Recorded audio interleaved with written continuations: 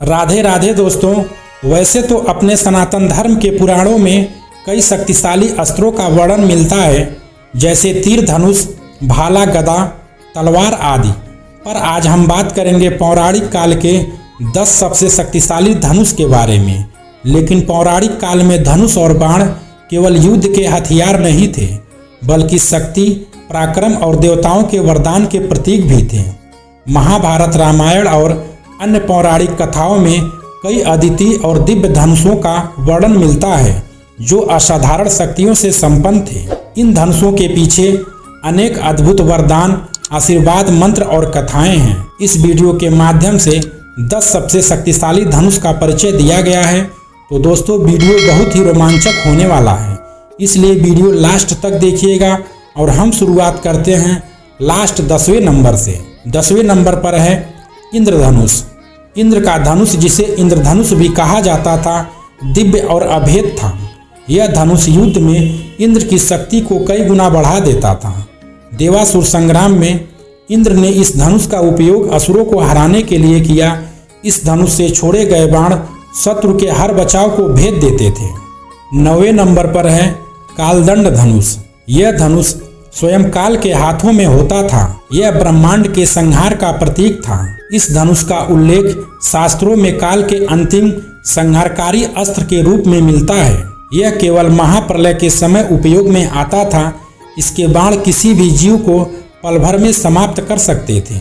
8वें number पर है दिव्य धनुष पौलत्स्य। पौराणिक कथाओं के अनुसार रावण के पास भी एक धनुष था, जिसका नाम पौलत्स्य धनुष था, जिसे रावण के ही खानदान से मिला था, जिसमें पुलत्स्य मुनि का तेज और तपोबल था।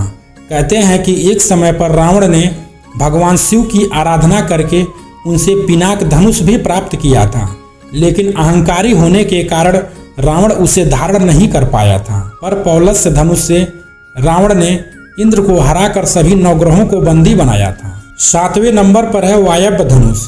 वायव्य धनुष पितामह भीष्म का धनुष था। यह धनुष पवन देवता ने उन्हें दिया था, जिसे उन्होंने अपने शत्रुओं का संहार करने के लिए धारण किया। यह धनुष अजेय था। इसी धनुष के चलते कोई भी योद्धा भीष्म से जीत नहीं पाते थे। इस धनुष का उपयोग करके भीष्म ने अपने गुरु परशुराम को कड़ी टक्कर दिए थे। इसी धनुष से पितामह भीष्म ने महाभारत का युद्ध लड़ा था। इसकी प्रत्यंचा से छोड़े गए बाण शत्रुओं को तुरंत नष्ट कर देते थे। 6ठे नंबर पर है पुष्पक धनुष। यह धनुष स्वयं भगवान शिव का प्रतीक था।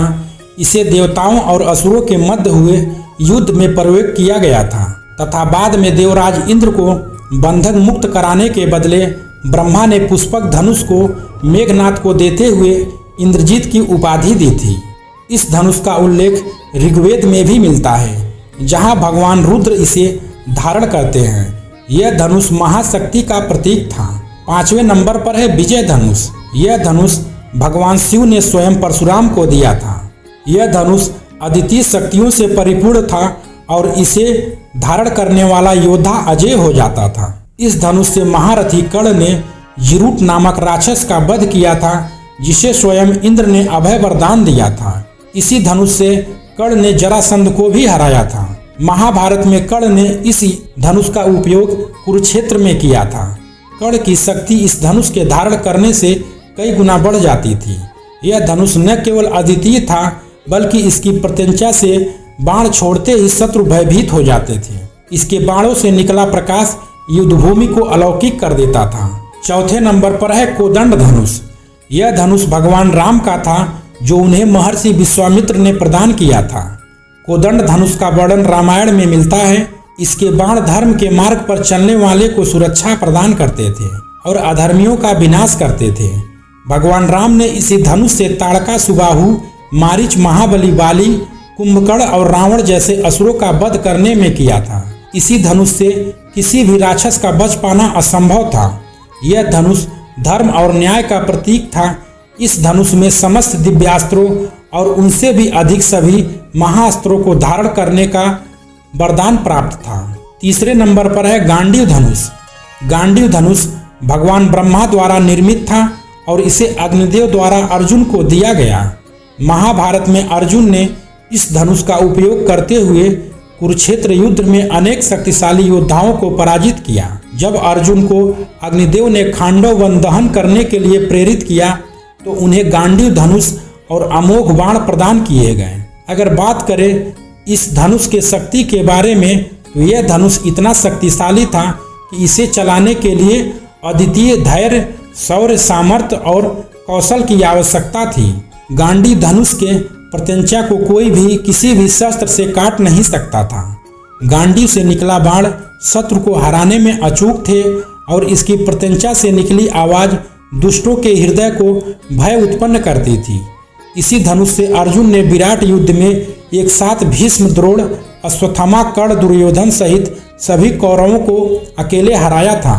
दूसरे नंबर पर है सारंग धनुष। सारंग भगवान विष्णु का दिव्य धनुष था। इसे देवताओं और असुरों के बीच हुए अनेक युद्धों में उपयोग किया गया था। इस धनुष की तुलना किसी अन्य धनुष से नहीं की जा सकती। त्रेता युग में भगवान परशुराम ने इस धनुष का उपयोग अनेक बार क्षत्रियों का संहार करने में किया। भगवान राम भी इस धनुष का बहुत आदर करते थे। यह धनुष इतनी शक्ति का स्रोत था कि इसके बाण किसी भी अभेद कवच को भी भेद सकते थे।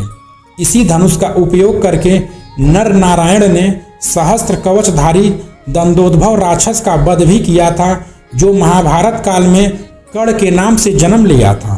तो पहले नंबर पर है पिनाक धनुष। पिनाक भगवान शिव का धनुष था, जिसे उन्होंने त्रिपुरासुर का वध करने के लिए धारण किया था। इसकी अद्भुत शक्ति के कारण इसे देवताओं का भी विनाशक कहा गया, क्योंकि इसमें अमर देवताओं को भी नाश करने की शक्ति थी। भगवान शिव ने इस धनुष को अपने परम शिष्य परशुराम को दिया था और परशुराम ने यह धनुष राजा जनक को दिया। राजा जनक ने इस धनुष को अपनी राजधानी मिथिला में रखा।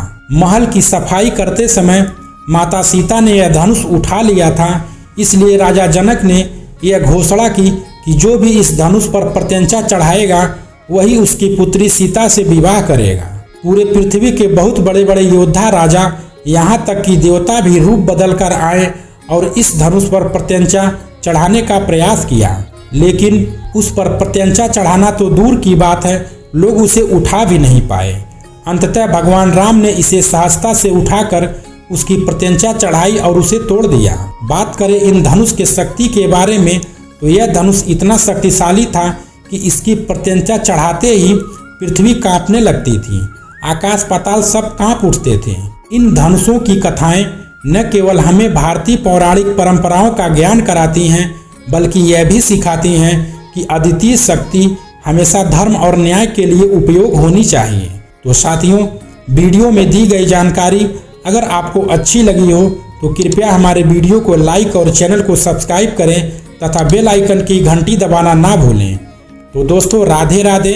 मिलते हैं अगले वीडियो में, तब तक के लिए जय श्री राम।